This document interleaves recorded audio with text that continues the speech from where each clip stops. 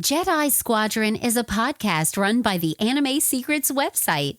Check us out at animesecrets.org for more anime, video game, tokusatsu, and now Star Wars content. Remember to follow us on Spotify, Apple Podcasts, YouTube, or wherever you listen to podcasts today. Hello, new Padawans, and welcome to the Jedi Squadron podcast. Here, you will be taking lessons in the many pieces of the Star Wars universe, whether it be the movies, animated series, video games, comics, and etc. This is your training into becoming a Star Wars fan as part of the Jedi Squadron. May your training go well, and may the Force be with you, young Padawans. What is going on, Star Wars Nation, and welcome to the Jedi Squadron podcast presented by animesecrets.org. I am your host, Nathan Dessa, and today we are taking another cruise through canon where we take a look at the novels of the Star Wars new canon. In this case, the subject for today's cruise will be one of the earlier new canon novels, as well as the very first book of the new canon that I personally read, Heir to the Jedi. I hadn't read a Star Wars novel in a long time, but then my wife and I, we weren't married at the time. It was the first year of our relationship, but we had our very first trip to Disney World, and I had so much fun at the Galaxy's Edge that it really just got me excited to get back into Star Wars. And I had this novel that I bought but never really got around to reading, but I immediately jumped into it when we got back, and yeah, it was a very enjoyable experience. But anyway, Heir to the Jedi was written by Kevin Hearn and first published in March of 2015. Apparently, this novel was originally intended to be the third and final novel in a trilogy. It was called Empire and Rebellion. It was basically meant to be three books revolving around the big three characters. One book revolving around Han's life, one book revolving around Leia's life, and this was going to be the book about Luke's life, all of it taking place between A New Hope and The Empire Strikes Back. But then, before this book could be written and published, Disney purchased Star Wars, so they pushed it into the new canon. With that said, let's take a look. As per usual with my new canon reviews, I'm going to try to keep the spoilers to a minimum, at least until I get to the Easter egg section, because I do want to encourage a lot of people to read a lot of books in the Star Wars new canon. So, at least when I'm talking about the plot, there might be some minimal spoilers, but I'm going to try not to spoil everything. Anyway, Heir to the Jedi takes place almost immediately after the events of A New Hope and is told from the first-person perspective of Luke Skywalker. Now a full-fledged pilot for the Rebel Alliance, Luke, after failing on a mission to Rhodia, is given a new mission to save a given cryptologist named Drusilla Bethorin and reunite her with her family in exchange for working with the rebellion.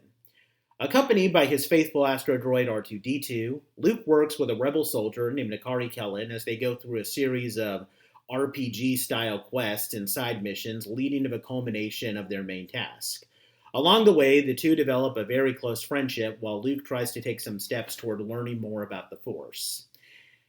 Heir to the Jedi garners an overall mixed response from the fan base, and it's very easy to see why. Like I just said in the plot description, once Luke gets his mission and meets up with Nakari, the rest of this book plays out like an RPG story. Like, before they can go on their mission, they need to upgrade their ship with, a lot of weapons that will help them on this quest. But in order to upgrade the ship, they need to get money from Nakari's father. But in order to get money from Nakari's father, they need to do him a favor. And yeah, you can basically get the point. The plot of this book plays out like an RPG-style story. And honestly, half the time when I was reading this novel, it feels like an RPG-style story. There's some good action parts here and there. There's a handful of cool space battles, especially this one really intense dogfight between Luke and Nakari's space yacht against this cruiser that has an anti-hyperspace gravity well generator. But most of the non-space action is really not that great. And the climax of this novel feels incredibly clumsy. And I don't know, even some of the less impressive Star Wars New Canon novels, they at least had a climax that had me at the edge of my seat when it was carried out. But this climax of this book does not really feel intense. I'm not going to spoil what happens, but, there's intense stuff that does happen, but it doesn't really feel intense. But the story and action is not this book's strong suit. So, but does that mean that this book is bad? Well, not exactly. There's actually one major thing about this book that, at least in my opinion, makes it worth reading, and that is Luke's character. If you're a fan of Luke Skywalker, and if you're a Star Wars fan, why wouldn't you be a fan of Luke Skywalker? Then there's a lot of captivating elements in this novel that, kind of make it worth reading, in my opinion. This book perfectly portrays Luke in a way that he would naturally be at this point of the Star Wars universe. In fact, I would say that it actually portrays him a lot better than the Legends novel that we reviewed that takes place at this same time in the Star Wars universe. Looking at you, Splinter of the Mind's Eye. Like I said, this is between A New Hope and The Empire Strikes Back. Luke is still very young, he's clumsy, and he puts on this very confident demeanor, but he's dealing with a lot of, a huge lack of self-confidence. He has a lot of anxiety over the future because, he doesn't really, there's a lot of uncertainty with his future regarding his Jedi training because, Obi-Wan is dead, so he doesn't really have a true mentor to teach him in the ways of the Force. We see him attempt to train himself in several minor feats of the Force. We see him once attempt a Jedi mind trick, like the one that he saw Obi-Wan effortlessly perform on a stormtrooper in A New Hope. He does that mainly to impress Nakari, but he fails rather miserably. And throughout the novel, he attempts to use the Force to use telekinesis, which he actually does eventually succeed in doing. It's actually really great that this book is told from the first-person perspective of Luke Skywalker because it makes it a lot easier for us to feel the emotions that he's going through. Like, when he fails at attempts in the Force, you actually do genuinely feel the disappointment, and when he succeeds, you feel a lot of pride. You can feel the pride with him. And that's where the book shines the most, when it takes its time in between the story to just have Luke do his own thing. Our other main character, Nakari Kellen, is a great character as well. She joined the rebellion after the Empire killed her mother and is a very skilled fighter, particularly being an expert with a slug thrower weapon. But what's great is that despite her tragic backstory, she has a very upbeat demeanor, and over time we see her develop a strong friendship with Luke to the point where she has no problem joking around with him. She's a great supporting friend for Luke. She shows genuine moral support for him when he tries again and again to attempt minor feats in the Force. Their friendship feels very genuine, and honestly, I really felt the chemistry between the two of them. There's some very subtle hints of romantic attraction, which, is fine, because if you've read a lot of the, Legends novels, you'll know that Luke has, several, major romances here and there. So, and I really felt the chemistry here. It does make the ending of this book all the more tragic, but I'm not going to spoil that for you. It does make for a very bittersweet yet triumphant ending. It really does feel like they're two very real friends being very real people, poking fun at each other like everyone does with all their friends. I mean, if you guys watch the Toku Secrets podcast, you'll see Riz, Patrick, Anthony, and I always take friendly jabs at each other. So, it's just great that, these two have genuine chemistry and they feel like real people. Unfortunately, though, there's not really much else to talk about with this book, so we're going to now jump into the Easter egg section where we explore some of this book's connections to other pieces of Star Wars media. So to begin, it's revealed early in the book that Han Solo and Chewbacca have stepped away from the rebellion at this point, as it's revealed that they apparently lost the reward money they got in A New Hope, and they thus have to find a way to get more money to pay off Han's debt to Jabba the Hutt. It doesn't necessarily reveal how they lost their money. They apparently lost it to pirates in the Legends continuity. But later on, we see in the Han Solo Marvel Comics miniseries that Han is out attempting to obtain more money before opting to join the rebellion, lining up to where he is at the beginning of The Empire Strikes Back. When Luke reports to the Rebel fleet for his next mission, the fleet is in orbit of the planet Ordo Plutonia, a planet that is said to have been largely forgotten since the Clone Wars. This ice planet first appeared in the 15th episode of Season 1 of the Clone Wars animated series Trespass, revolving around Obi-Wan and Anakin attempting to resolve an internal conflict between the planet and its nearby moon.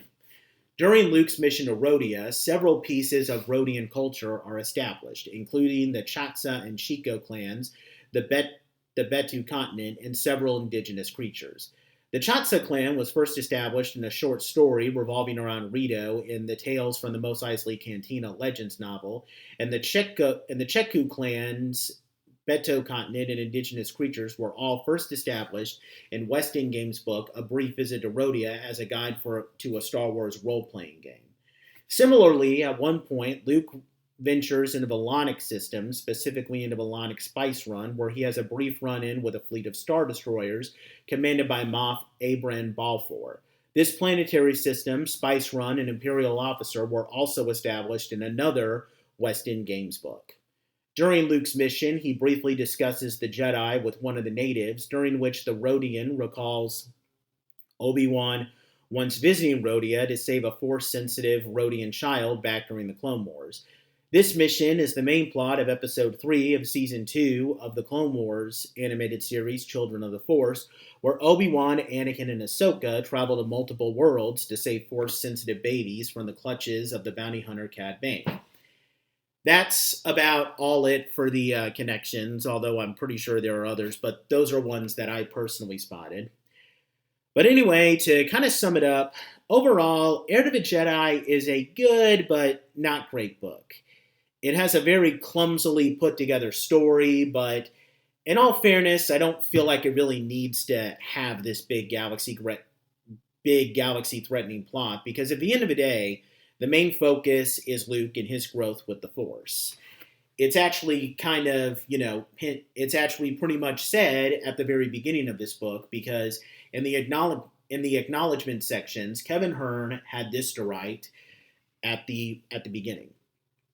Quote, "When The Empire Strikes Back first came out in 1980 and I saw Luke summon his lightsaber to his hand in the Wampa Cave, I remember thinking, quote, whoa, awesome, unquote. And then, after I had seen it maybe 10 more times, I wondered, quote, where do you learn how to do that, unquote. My 9-year-old self never suspected that one day I'd get the chance to provide the answer, and I'm grateful to Del Rey and Lucasfilm for making it happen, unquote." That quote seems to perfectly define the sole purpose of this book, showing Luke's growth in the Force from only just learning about it and barely having a basic understanding of it in A New Hope, to being able to at least call his lightsaber to his hand at the very beginning of The Empire Strikes Back before undergoing any advanced training with Yoda. And this book, at least in my opinion, perfectly narrates that growth. And that's why, while this book may have some serious issues, when it's good, it's really good. And for that, I'm going to give this book an overall grade of a C+, and I won't necessarily put it on my must-read list, but if you are a Luke Skywalker fan, I can at least recommend that you should check it out at least once. With that said, that wraps up everything I wanted to say about Heir to the Jedi. I thank you guys so much for taking the time to listen to this. If you're watching this on YouTube, please leave a comment down below with any book you would like for me to read. And check out. If I've already read it, then I will definitely prioritize doing a review for that. Also want to give a shout out to all those who listen to us on iTunes and Spotify. We love all of you guys because you guys make it possible for us to review this material. I will see you guys next time when I review another Star Wars novel. Once again, I thank you guys so much for taking the time to listen to this review, and I will see you guys next time. But until the time comes, We will see you guys later. We love you, and may the Force be with you.